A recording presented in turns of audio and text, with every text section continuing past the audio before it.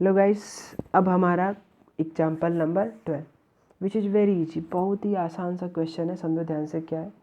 आपको करना वही काम है जो अभी आपने पिछले क्वेश्चन में एग्जाम्पल नंबर 11 में किया है, जस्ट सेम काम करना है। बस आपको थोड़ा ध्यान देना है कि यहाँ पे आपको हिंट कहाँ से पकड़ना है। पूछा find the equation of curve passing through the point 1, 1 whose differential equation is this. ये आपको दिया गया है। तो गाइज मैं इस कहानी के 2 पार्ट कर लेता हूँ ताकि मुझे आगे ज़रूरत पड़ेगी। फिलहाल मैं यहाँ पर लिखता हूँ, सॉल्व करने आते हैं हम लोग। सॉल्व बोले गाइज आप, मैं यहाँ पे लिख लेता हूँ गाइज, लेकिन तुमको कहाँ से नीचे से लिखना है, ठीक है। इससे पहले हमारे पास है क्या कि गिवन, हमारे पास क्या गिवन है, गिवन है आपको इक्वेशन। क्या गिवन है, इक्वेशन ऑफ कर्व। क्या आपको दिया है भाई, इसको लिख लेते हैं। गिवन आपको है एक डिफरेंशियल इक्वेशन दिया है। क्या दिया है, sorry guys, differential equation of the curve दिया है। अच्छा, कर्व की आपको डिफरेंशियल इक्वेशन दिया है। कितना दिया है गाइज, ये दिया है x इक्वल टू दिया है dy। ये आपका है 2x² इंटू दे दिया है dx। अब गाइस करना क्या है, सिर्फ और सिर्फ x को अलग करना है और y को अलग करना है। तो इतना सिंपल सा काम करना है। अब गाइस देखो, आपका ये होगा y, ये आपका हो गया x, यहाँ पर हो गया x²। अब मैं क्या करता हूँ, ये x है, इसको इधर भेज देता हूँ तो क्या हो जाएगा, सारा मसला सॉल्व हो जाएगा।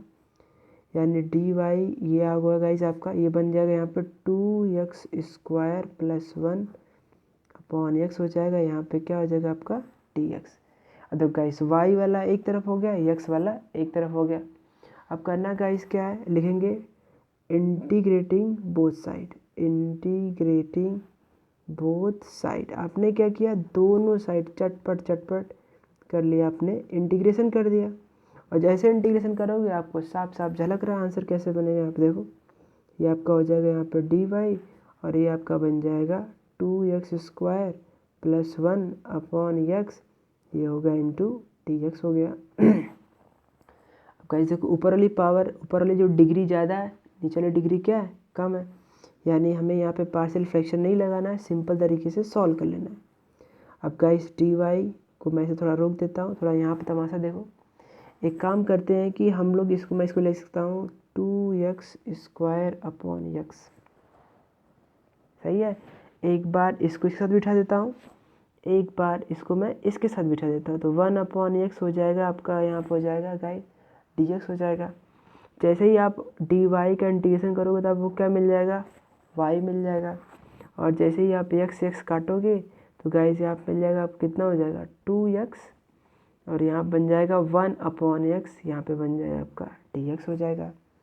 अच्छा गाइस, अब देखो आप क्या करोगे, यहाँ पे होगा y, तो यहाँ पे हो जाएगा 2x dx, यहाँ पे पीछे से मल्टीप्लाई हो जाएगा, इंटीग्रेशन 1 अपॉन x, यहाँ पर आपका हो जाएगा dx। एक स्टेप में आगे गाइस बढ़ते हैं तो हमारे पास मिलेगा y इक्वल टू हो जाएगा, बेसिकली 2 बाहर हो जाएगा, यहाँ पर होगा x dx हो जाएगा। और x का कितना होता है, डिफ्रेंशिएशन होता है, इंटीग्रेशन होता है log mod x। अब आपका इंटीग्रेशन का गाइस क्या आ जाएगा, कांस्टेंट आ जाएगा। और जैसे ही आप इसको सॉल्व करोगे तो आप बनेगा 2, ये हो जाएगा x की पावर 1 का गाइस कितना होता है, आपको पता होता है x² / 2। ये आपका बन जाएगा log mod x + c, तो 2 से 2 कट गया। ये गाइस आपका हो जाएगा equation number 1, because it is general solution. ये आपका क्या है, जनरल सोल्यूशन है। अच्छा गाइस, अब आपको देखो गाइस दिया है कि ये आपका जनरल सोल्यूशन हो गया, ठीक। तो ये आपका बन गया क्या, ये y equal to log x। देखो यहाँ से फिर से मैं एक बार नीचे लिख देता हूँ, साफ साफ को देखिए गाइस, y इक्वल टू आपको मिला है x², ठीक है, plus log mod x + c। अब गाइस हमारे पास देखो चालाकी की बात क्या है कि अब मुझे बोला है कि पर्टिकुलर सोल्यूशन बताना है। क्या बताना है, पर्टिकुलर। क्यों मुझे पता चला पर्टिकुलर बताना है, बिकॉज ये बोला है कि find the equation of curve passing through the point 1, 1। ये जो आपको सॉरी ये देखो दिखा है, find the equation of curve passing through the point 1, 1। तो आपका कर्व कहाँ से जा रहा है, 1, 1 से पास कर रहा है, लिखेंगे सिंस अब कर्व 1.1 से पास कर रहा है, इसका मतलब आपको मिल गया x की वैल्यू कितनी हो गई 1, देन y की वैल्यू भी आपके पास कितनी हो गई 1। अब गाइस इसे हम कहाँ पुट करेंगे अपने जनरल सोल्यूशन में, तो फ्रॉम 1 से हमें गाइस देखो क्या मिलेगा 1 वाले से 1 से मिलेगा हमें y इज इक्वल टू मिल जाएगा यहाँ पे x square plus log mod x plus c। ठीक है, हमें क्या करना है, जहाँ पे x है वहाँ पे 1 रखना है, जहाँ पे y वहाँ पे हमें क्या पुट करना है 1।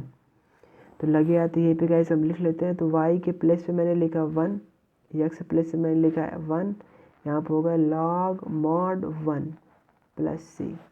अब गाइस ये होगा 1, ये होगा प्लस 1, सॉरी ये आपका इक्वल बीच में है गाइस, सॉरी। और यहाँ पे होगा आपका लॉग 1 की वैल्यू गाइस कितनी आपकी होती है 0। अच्छा साहब, अब 1 को इधर ले आओ तो 1 माइनस 1 हो इक्वल टू क्या होगा c, यानी c की वैल्यू कितनी हो गई 0।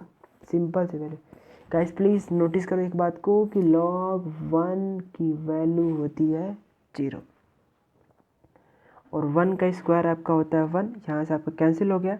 अब आपको क्या करना क्या है, अब इस वैल्यू को कहाँ पुट कर देंगे जनरल सोल्यूशन में। तो फ्रॉम 1 हम कह सकते हैं कितना हमारे पास मिलेगा y is equal to x square log mod x plus c के प्लेस पे आ गया 0। तो आपका जो रिक्वायर्ड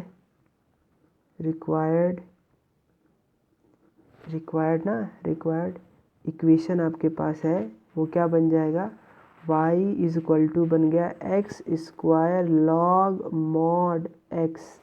ये आपका आंसर हो गया जो आपसे बोला है कि बताइए find the equation of curve equation थी, ये आपका रिक्वायर्ड इक्वेशन हो गया कर्व का। ठीक है, तो गाइस आई होप आपको समझ में आया होगा और इस तरीके से हम एग्जाम्पल नंबर 12 को भी क्या कर चुके हैं, फिनिश कर चुके हैं। अब गाइस हम करेंगे एग्जाम्पल नंबर 13। ठीक है, नेक्स्ट वीडियो मिलते हैं।